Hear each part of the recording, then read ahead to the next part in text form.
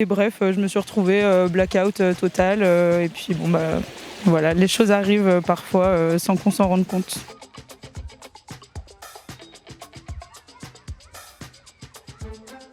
Pour moi, le consentement, c'est deux personnes qui sont d'accord pour être là où elles sont et faire ce qu'elles font. J'ai pas eu le rapport non consenti qui existe dans la culture du viol, mais c'est vrai qu'il y a eu des fois où il y a juste eu des pratiques dont on m'a pas parlé. Et moi, je considère que ça, c'était déjà un abus de confiance, un abus de consentement. Et en soi, oui, du coup, j'ai déjà eu des pratiques qui n'étaient pas consenties. Oui, mais j'ai pas très envie d'en parler.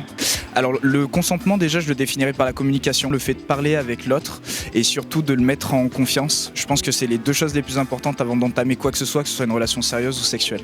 Déjà quelqu'un qui a essayé d'avoir un rapport sexuel avec moi sans mon consentement et du coup je me suis barrée. C'est des mots, c'est des gestes, c'est tout réuni en fait. J'ai eu la chance d'avoir des partenaires qui ont toujours respecté le non que j'ai pu dire.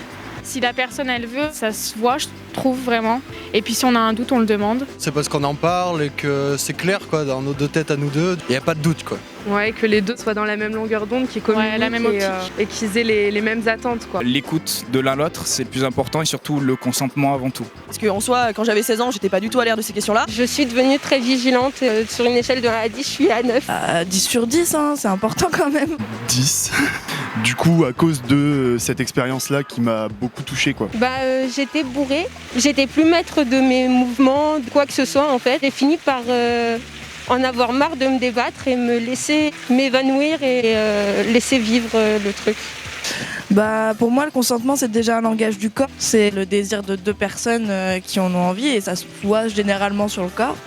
Et puis c'est un oui aussi.